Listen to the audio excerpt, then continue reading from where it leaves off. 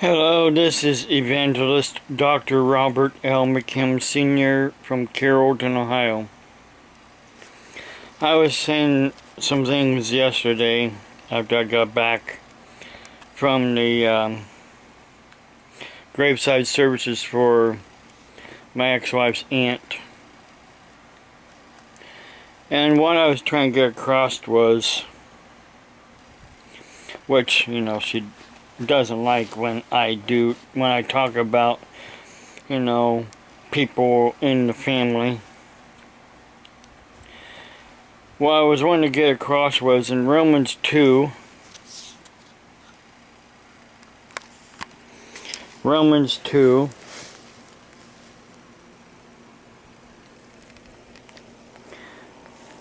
starting with verse 12. For as many have sinned without the law will also perish without the law. And as many have sinned in the law will be judged by the law. For not the hearers of the law are just in the sight of God, but the doers of the law will be justified. For when Gentiles who do not have the law by nature do the things in the law, these, although not having the law, are a law to themselves, who also the work of the law within their hearts, their conscience also bearing witness, and between themselves and their thoughts, accusing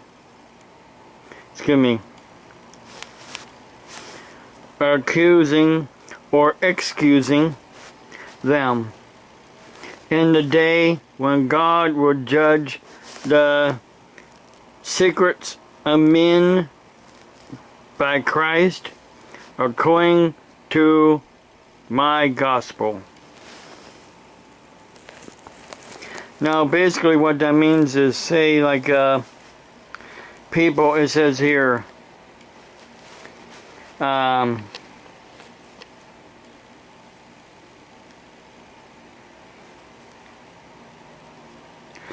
Gentiles who do not have the law by nature do these things in the law. Gentiles who never really had the commandments or knew anything about the commandments, but yet doing things that are in the commandments, like thou shalt not kill, thou shalt not steal, thou shalt not bear false witness. Things of those nature that are in God's law, but they never knew God's law because they never had God's law. They were born into say like take Native Americans for instance, before they knew the gospel. They had their laws, they had their rules that they lived by, that were in their hearts. Then fast forward to today, there are a lot of Gentiles, people that were not born Jewish. They were still taught something by their parents that were of the law of the commandments, but yet they never went to church. Their God and their church was something else, but yet they kept the law.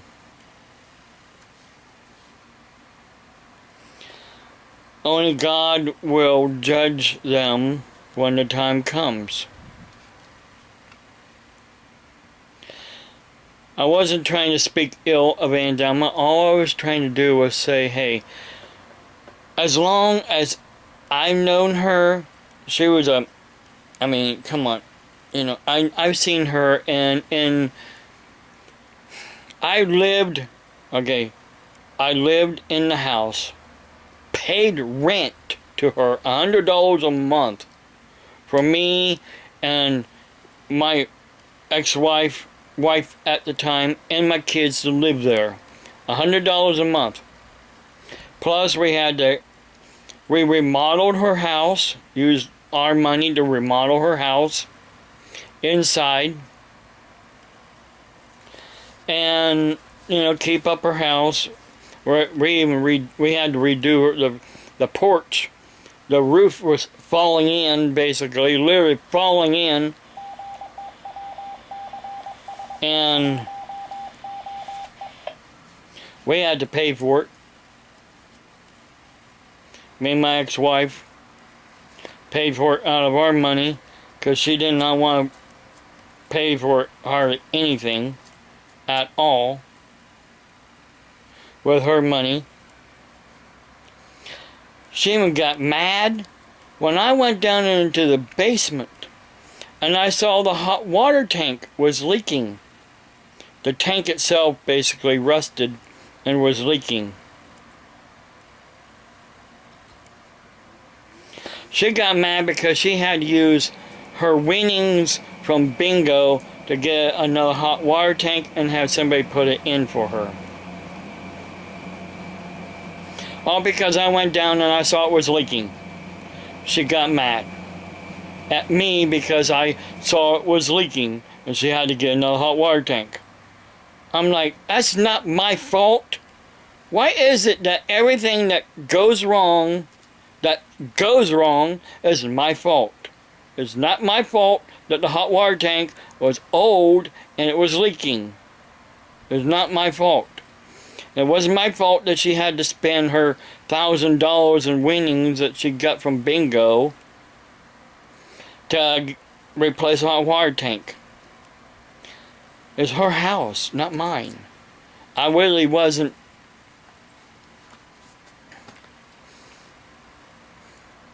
I was paying rent to live there with my family, but yet still I felt lots of times I was not welcome.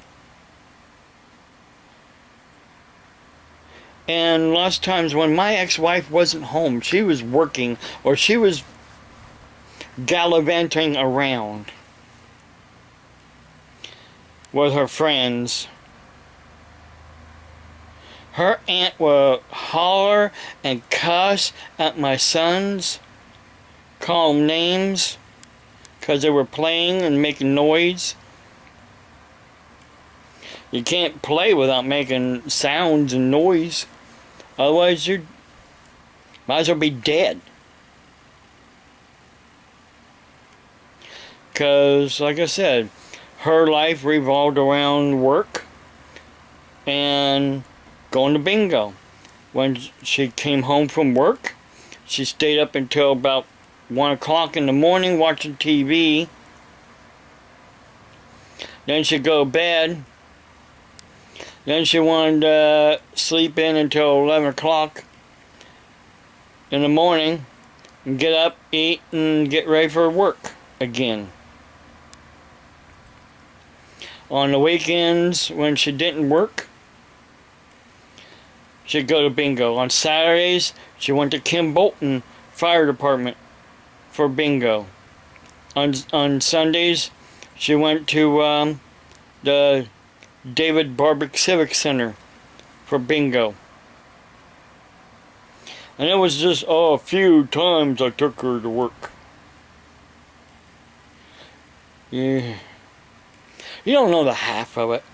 You like to run your fingertips on that blog, and you don't know the half of it. What I had to put up with and what I had to do. You think you do, but you don't. So I'm just saying the truth. She knew some of the law, but she didn't keep all of the law. And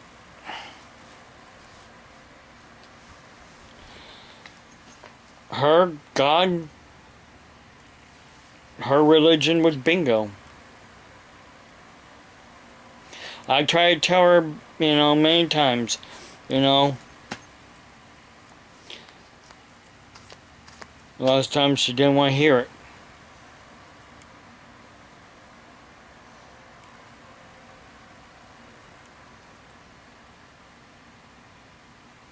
She would holler and scream at me and cuss at me.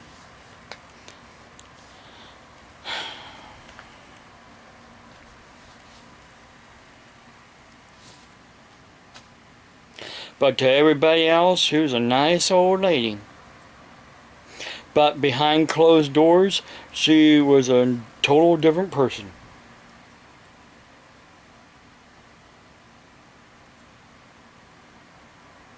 That's how a lot of people are. To somebody else that she works with, or somebody else that she'll meet, she's a total different person. But in her home, behind closed doors, she's a total different person. I keep seeing something on the screen there. Not sure it's a hair.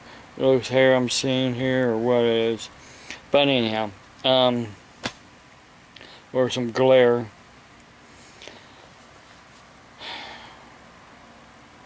Am I saying ill about her? No, I'm just telling the truth.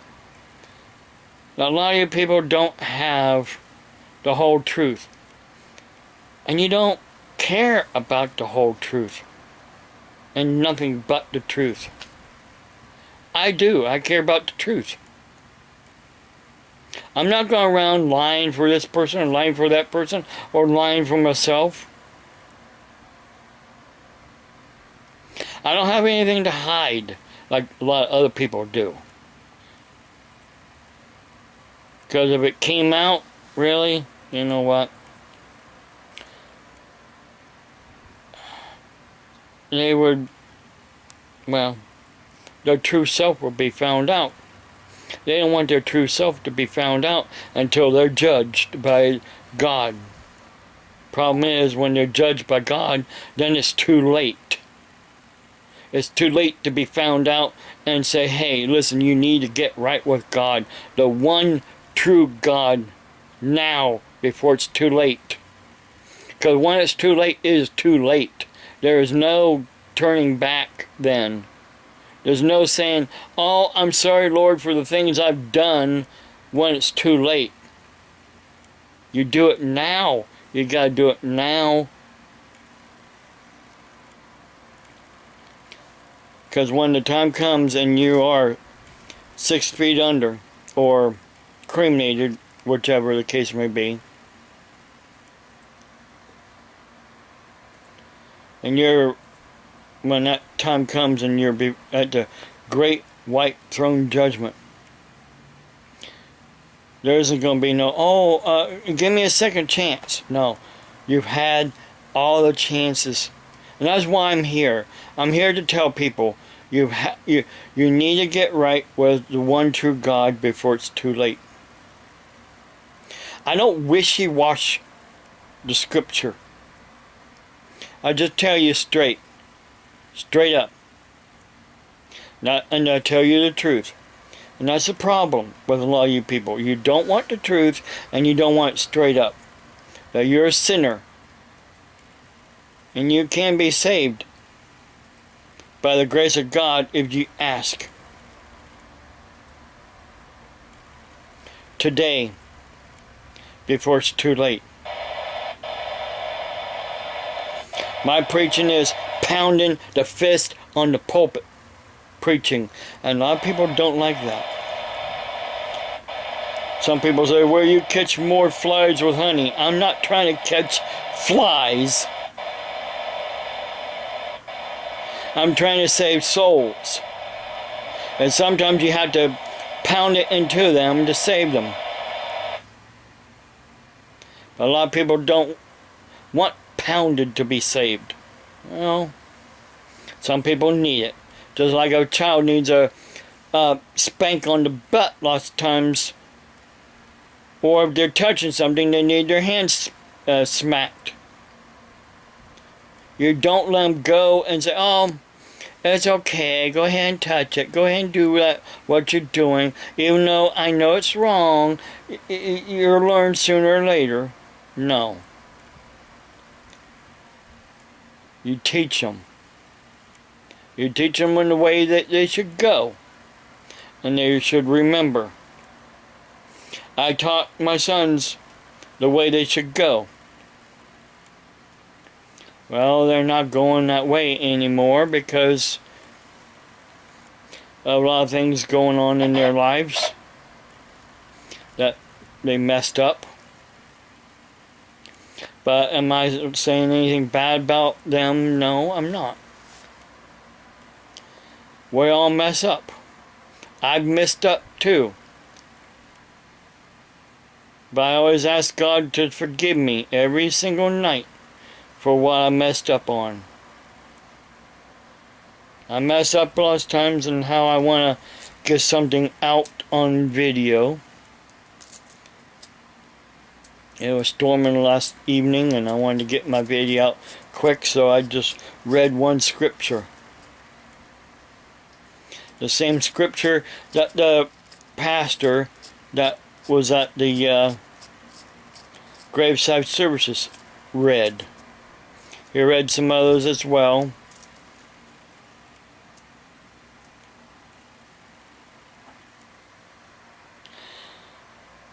But I'm just saying, listen, you know, yes, she has passed on. Her memory went. It's been a few years now that her memory had went. She didn't know who I was. She really didn't know who my son was. She didn't know who a lot of people were. She even forgot how to eat and drink.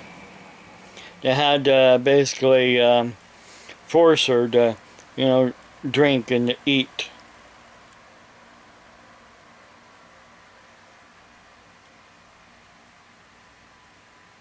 Was I saying anything bad about her? No, I'm just telling, you know, that's how she was before she passed away. Dementia is not fun thing to get. And neither is neuropathy. Look it up. Look up neuropathy. Look up peripheral neuropathy. Look up diabetic neuropathy in the feet. Look it up. Or if you know somebody that has it, talk to them. Ask them what it's like. And if you call them a liar, like you call me a liar,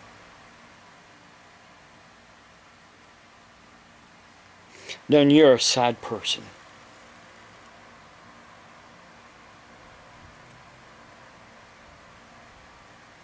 You're a true sad person.